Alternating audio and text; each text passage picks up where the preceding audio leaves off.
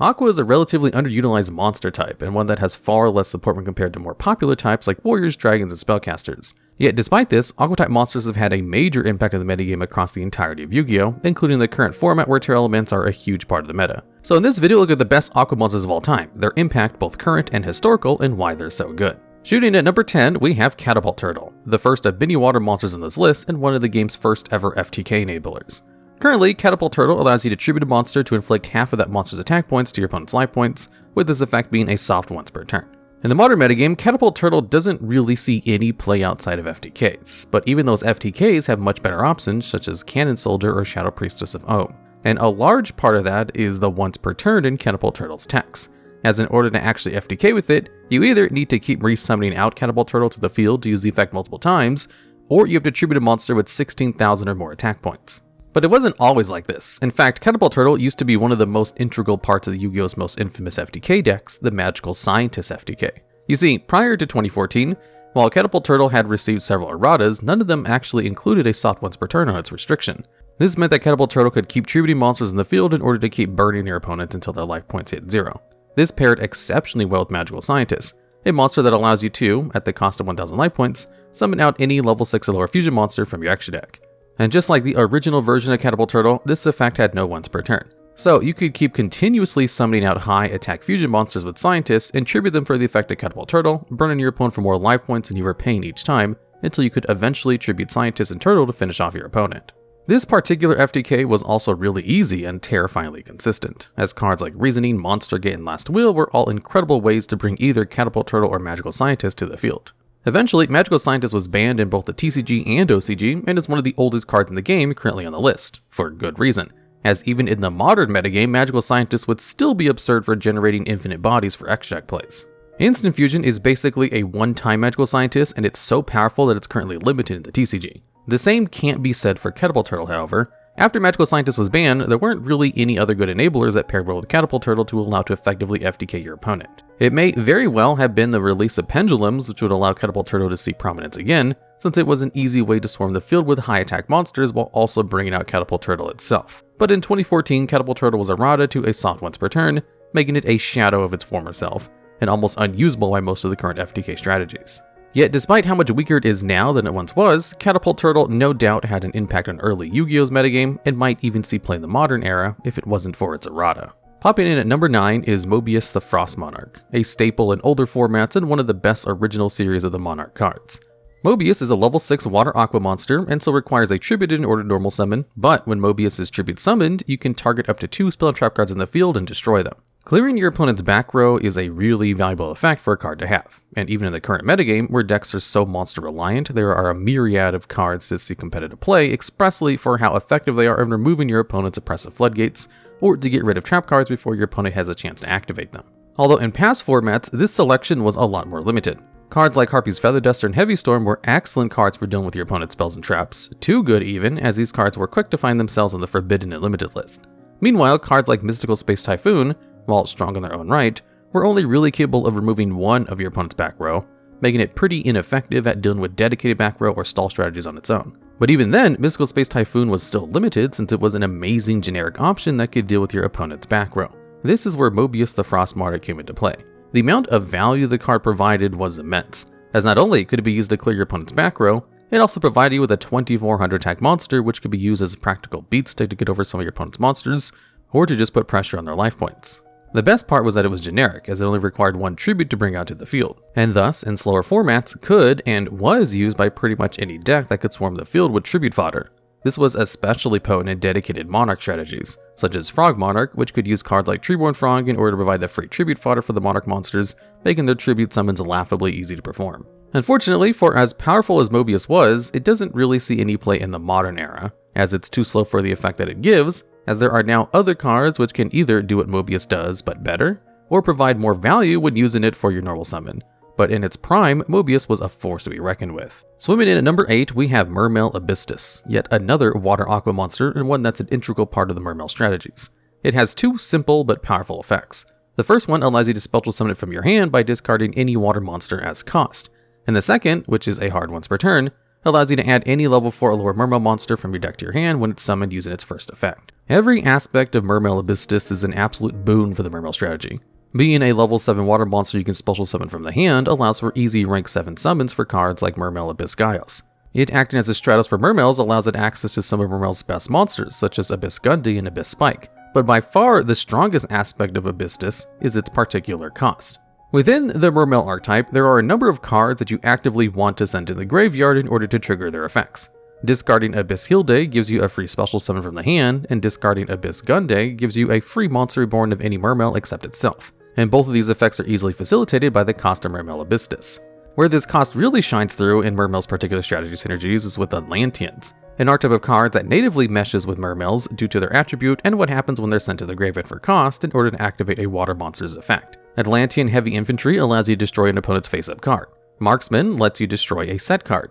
Neptisk is a free reborn, and most importantly, Dragoons is a free search of any Sea Serpent monster from your deck. And Mermail Abyssteus is an easy way to gain access to every one of these powerful effects. The particular synergy between Dragoons and Mermail cards that discard, such as Abyssteus, has helped mold the Mermail strategy since its very release. Since the deck is now capable of searching Molan Glacia, the Elemental Lord, and setting up the necessary water monsters in the graveyard to summon it out.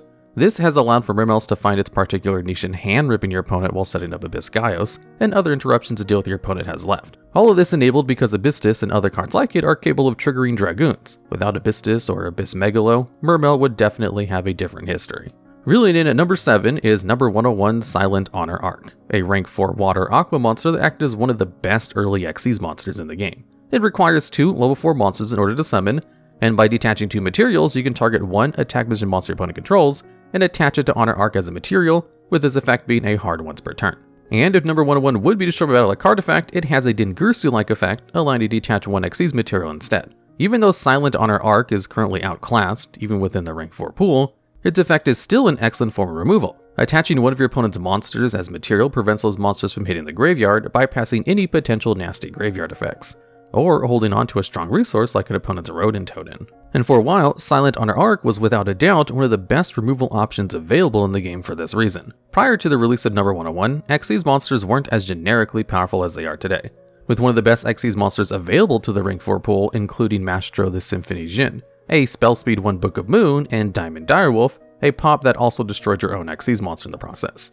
Once Silent Honor Arc was released, it, alongside Excited Knight, drastically bolstered the power of any deck capable of going into rank 4s, since both Silent Honor Arc and Excited Knight were generic options that only needed 2 level 4s to change the winner of a match. This allowed for Silent Honor Arc to be a premium staple for a while, and one which was capable of swinging games in your favor, as it was an easy way to remove some of your opponent's problematic boss monsters, like Blackluster Soldier, and it not even destroying it made an effective counter to Stardust Dragon.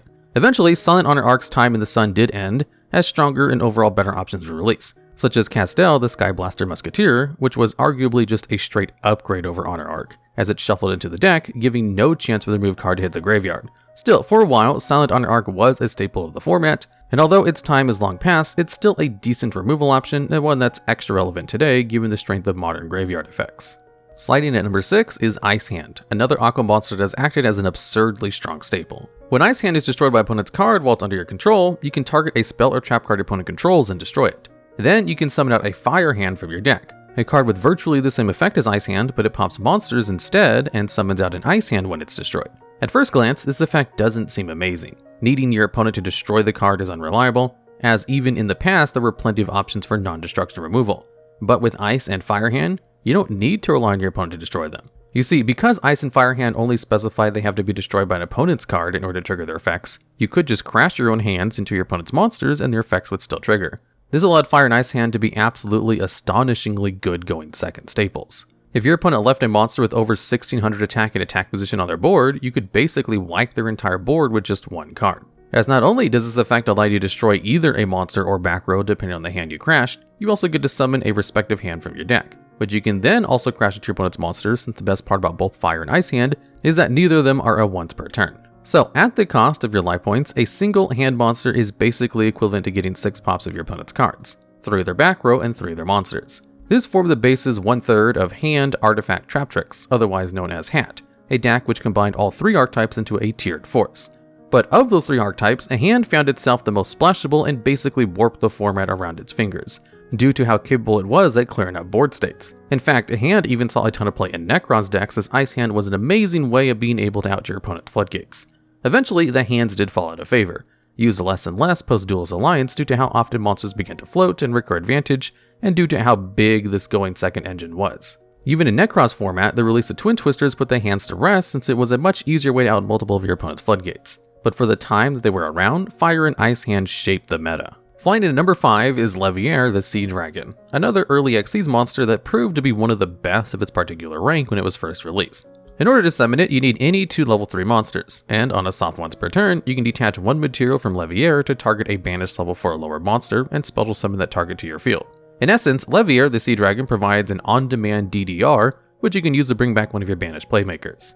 On its own, this isn't the strongest effect in the world and can even be called situational for a lot of strategies. But what makes Leviair the Sea Dragon so good is that from its release all the way up until the modern day, there have always been decks capable of taking advantage of it. Initially, agent decks would take advantage of Leviair since Master Hyperion, their main boss monster, banished an agent from your hand, field, or graveyard in order to summon itself. Agent decks would also play a collection of dark monsters alongside Blacklisted Soldier and Void of the Beginning, giving Leviair a wide selection of potential targets for its effects. Eventually, you begin to see playing Dino Rabbit, where its synergies with Rescue Rabbit shine. Since Rescue Rabbit banished itself from your field to trigger its effect, you could resummon back Rescue Rabbit over the course of multiple turns to fill your board with Evil Sword Xyz monsters. It was even an excellent tech at mirror matches, since Leviair was capable of summoning any banished level 4 or lower monster, including your opponents. No matter the format, Leviair the Sea Dragon always seemed to find its place despite how simple its text is. Any deck that banishes and is capable of going into rank 3s is well served by it. In Burning Abyss to summon back Malbranches, in Infernity is another way to bring back Archfiend, and in Cosmo to reuse banished pilots. Even in the modern metagame, there are plenty of decks that can and do take advantage of Leviair's simple but strong effect. With the strongest example currently being Phantom Knights, a deck that can pivot between rank 3s and rank 4s like butter, and utilizes Leviair as a way to recur banished Phantom Knight monsters that have used their graveyard effects, allowing you free link material for something like Rusty Bardiche, as well as follow up for the next turn for Phantom Knights back in the grave. But that's not all, because another great aspect of Leviair is something you wouldn't even notice at first glance, and that's the fact that it's not a number monster. This allows for Leviair to combo with itself and be used for the summon of Utopic Future and the Utopic Draco Future, a task which is delightfully easy with Leviair, since it summons out free material that you can use for the Xyz summon of another rank 3. In essence, Leviair isn't the strongest card on its own, but Yu-Gi-Oh! Is a game that has always been about synergies and combos, and from its inception to the modern day, there's always been a deck which can use Leviair, and there likely always will be. Making a splash at number 4 is Gameciel the Sea Turtle Kaiju, an Aqua monster whose main strength is how weak it is. Gameciel is part of the Kaiju archetype, which are monsters that can special summon themselves out from your hand to your opponent's field by tributing one of your opponent's monsters for its cost. Or you can summon them out to your own field if your opponent already controls a Kaiju monster, but each player can only control one Kaiju at a time. Every Kaiju also comes with a bonus effect. In the case of Gameciel, its bonus effect is actually incredible, and is likened to Herald of Ultimateness. By removing 2 Kaiju counters from anywhere on the field, you can negate the activation of any card or effect your opponent activates and then banish that card, with no once per turn in sight, effectively allowing you to negate every one of your opponent's cards provided you have Kaiju counters to spare. Unfortunately, very few decks have ever been capable of properly using Gameciel's effect to their advantage, but those that can have seen competitive success. Crusadia, for example, was more than capable of providing enough Kaiju counters from Kyoto Waterfront to search Gameciel while also maintaining enough counters to keep its negates alive. The fact its negate also banishes means that it also bypasses a ton of protections that even something like Totally Awesome can't deal with, making Gameciel one of the strongest omni-negates in the game. But as strong as this effect is, it isn't the actual reason why Gameciel has seen competitive play in people's side decks. The actual reason is because of the instantaneous removal that Kaijus provide. Every Kaiju allows you to tribute any opponent's monsters for its cost, allowing you to get rid of problematic negates or hard out boss monsters, potentially ruining the day of any Ignister or Super Quant player, since this particular form of removal can even deal with unaffected boss monsters. Depending on your purpose, your choice of Kaiju may change. If you're on a deck that runs Super Poly or Fallen of Albaz, you might run Radiant. If you're a Cyber Dragon, you might run Jizukuru. If you're worried about Barry Statue of the Stormwinds, you might run Gadarla. And the reason why you run Gameciel is because out of every Kaiju, it has the lowest attack points, making it much easier to get over with your own monsters and allows you to inflict more damage to your opponent's life points. Gameciel does have some other bonus features which makes it quite appealing. At being level 8, that means it's a great choice for rank 8 strategies in case they need another extender. And its Aqua typing and water attribute allow for synergies with cards like Totally Awesome and Ice Barrier. But when it's all said and done, the reason why Gameciel is so strong is literally because it's so weak. But that's still enough for it to be one of the most used Kaijus in the game's history. Revealing itself at number 3 is Danger Nessie, one of the only non-water monsters on this list. Like the Kaijus, the Dangers are an archetype of monsters which all share a common trait with a bonus effect when certain conditions are met. For Dangers, the most common effect between them is that you can reveal them in your hand, then your opponent randomly chooses a card in your hand and discard. And if it's not the monster you revealed, you get to special summon the revealed monster and then draw a card. But if the monster is discarded by any means, including by its own effect, you get to access its bonus effect. In the case of Nessie, you get to add a danger card from your deck to your hand, with its effect being a hard once per turn. Now, Nessie's second effect has allowed it to see success as one of the main parts of an expanded danger engine, since no matter what effect you get access to, you're recurring advantage by either putting a dark body on board and drawing a card, or by allowing you to search your deck for any danger monster, which includes powerful going second tools like Bigfoot and Thunderbird, alongside the limited Jackalope and Tsuchinoko. And while every danger monster helps swarm the field and unbreak hands, Nessie is currently the best danger monster in the game, specifically because of its Aqua typing. You see, Tearlaments is a deck composed of dark Aqua monsters that have excellent synergies with Dangers, since most Tearlaments main deck monsters have a graveyard effect to fusion summon when it's sent to the graveyard by a card effect, and every Danger discards for effect and not cost. This has allowed for Danger to be an excellent engine for Tearlaments. With Mothman and Reinoheart, you have access to ample rank 4s. The extra dark monsters of different types makes Curious summons laughably easy, and every single Danger has the potential to discard a Tearlaments monster and allow them to fuse. What Nessie specifically provides for the deck is being an extra Aqua monster that Tearlaments could use for the fusion monsters. Both Kaleidoheart and Kitkalos can be made using Tearlament and any Aqua monster, Nessie included. And its particular type and attribute also make it a perfect target for the fusion summon of Garuro. This makes Nessie by far the most versatile danger monster the deck has access to. And it's not just a body on field, it's also a body in the grave that can be used for their fusion summons. But even though it's the best danger card tiers have, it's not the best Aqua they have access to. Splashing in at number 2 is Tearlaments Kitkalos, one of the key fusion combo pieces that has allowed Tearlaments to be so strong. Kitkalos is a fusion monster and requires any Tearlament monster plus an Aqua monster to summon it out. And when it's special summoned, you can send a Tearlament card from your deck to your graveyard, or you can add that card to your hand instead. Not only that, but you can also special summon Tearlament in your hand or graveyard by sending another monster you control to the graveyard. And last but not least, like every Tearlament, Kitkalos has a graveyard effect. While most of the other Tearlaments allow you to fusion summon, when Kitkalos is sent to the graveyard by a card effect, you get to send the top 5 cards of your deck to the graveyard, with every one of Kitkalos' effects being a hard once per turn. Most of the time, when Tearlaments have an opportunity to perform a fusion summon, one of the first monsters they'll summon out is Kitkalos. And for good reason. It's a superbly easy to make monster since virtually the entire deck accesses both fusion spell and fusion material. It's even a level 5, so if you happen to be struggling to access Kitkalos through hand traps, you could just instant fusion it out and still get all of its effects. And what you get from Kitkalos' summon is well worth the effort you put into it, since every one of its effects happens to be busted. Getting to search any Tearlaments allows you to find extra extension in Reinoheart, Mermail, and Shiren. Or alternatively, you could use it to search out Suliak, Metanoise, or Havness if you wanted extra interruption during your opponent's turn. Or if you needed an immediate fusion summon, you could just send Tearlament monsters to the graveyards to trigger its effect, allowing it utility as either a search or foolish burial. Even just as a search, Kitkalos is already amazing. But it also happens to be extension in 2 ways, and even combos with itself. The first allows you to special summon out any Tearlament monster from your hand or graveyard by sending a monster you control to the graveyard. This lets you summon out any monster you had trouble bringing out to the field. Usually, you're bringing out Mermail or Reinoheart since they have the best on-field effects, but in a pinch, you have the opportunity to bring back Tearlaments Kaleidoheart. And the best part is that the supposed downside to this effect of sending a monster to the graveyard is an active benefit, as you can use it to trigger the graveyard effect of a Tearlament. You can even send Kitkalos itself, which allows you to access its third effect, milling 5 cards. Because a lot of decks treat the graveyard like a resource, many strategies would love to have a card that mills 5. In fact, a lot of decks have incorporated the Punk engine specifically so they can go into Chaos Ruler, a level 8 synchro monster that allowed you to mill 5 cards. This lets you set up the graveyard with cards like Gizmeko Rochi, Fairy Tale Snow, and a whole host of other graveyard effects, which Tearlaments also take advantage of, but as well as generic graveyard options. Every Tearlament will also get an opportunity to trigger, allowing to perform another fusion summon and extend even further.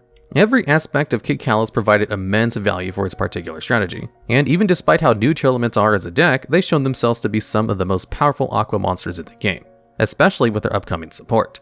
But despite how pushed they are, there's still a set of Aquas which surpass them. And hopping in at number 1, we have Swap Frog, the main representative of the Frog engine in the face of Aqua monsters in Yu-Gi-Oh! Swap Frog allows you to special summon from your hand by discarding any other water monster, and when it's summoned through any means, you get to send a level 2 or lower Aqua monster from your deck or field to the graveyard, previously using Ronin Toad before it got banned. Not only that, but on a soft once per turn, you can return any monster you control to the hand to gain an extra normal summon of a frog monster, but you can only gain this effect once per turn. From their inception, frogs and toads have always been an extremely powerful engine that a lot of decks are lucky to be able to take advantage of. Even so far back as 2006, frogs were a meta threat. Back then, it was due to Treeborn Frog, as it was capable of reviving itself every standby phase to provide you with lots of free tribute fodder for Monarchs or Light and Darkness Dragon. Later, the frog engine would eventually grow to include Rodent Toad and Swap Frog, and would evolve to facilitate Subsitoad, a card which allowed you to special summon any frog monster from your deck by tributing a monster, and it doesn't have a once per turn. This lets you keep continuously summoning frogs from your deck, as you're always going to have another frog to tribute, allowing you to fill up your graveyard with aqua monsters to banish or Rodent Toad in. And while Rodent Toad itself isn't a frog monster and can't be summoned off of Subsitoad, Swap Frog is, and is more than capable of foolishing Rodent Toad in with its on-summon effect. This basically represents an infinite amount of material, since you can keep summoning back Rodent Toad in over and over. And while back then there weren't any extra deck mechanics that could take advantage of this amount of material, this still resulted in FTK, as it could be used alongside Mass Driver to burn all 8,000 of your opponent's life points on the first turn. And this FTK was so consistent that it actually managed to win Worlds. Subsitoad and Mass Driver were subsequently banned shortly after. But this gave us our first glimpse at how good Swap Frog and Rodent Toad were when paired together. Especially after the release of the Frog Boss monster, Totally Awesome, one of the best Omni-Negates in the game. After the ban of Subsitoad, frogs were in an awkward position since they still had the capability of generating lots of bodies with Swap Frog and Rodent Toad, but very few decks could actually take advantage of the bodies they produce. The release of Totally Awesome gave frogs an obtainable goal and an excellent payoff that allowed them to see traction again, especially in decks that use a lot of water monsters, as it means they could discard those monsters for Swap Frog's effect. But by far the best strategies that could take advantage of the frog engines was the Paleozoics, a deck focused on trap cards which bring themselves back from the graveyard as level 2 aqua monsters. One of the big issues with Paleo as a deck was that while its trap lineup was impressive, it had to grind a few turns before it could properly bring out Totally Awesome. Swap Frog and Rodent Toad essentially provided a quicker route to Toad, and improved upon Paleo's already strong grind game by giving them Rodent Toad as a level 2 aqua they could keep reviving for Xyz plays. And for a while, Paleozoic was the main home of the frog engine as the best deck that could take advantage of these aquas, up until the release of decks designed specifically to support and synergize the level 2 monsters as a whole, Sprite. While the frogs were already good on their own right, Sprite's synergy with Swap Frog and Rodent Toad were unmatched. The frog side of the engine provided Sprite with numerous level 2 bodies to use to bring out sprites or for their extra deck summons, and they also provided Sprite with an excellent boss monster in Toad that you can summon out even when locked under the restriction of Starter and Gigantic.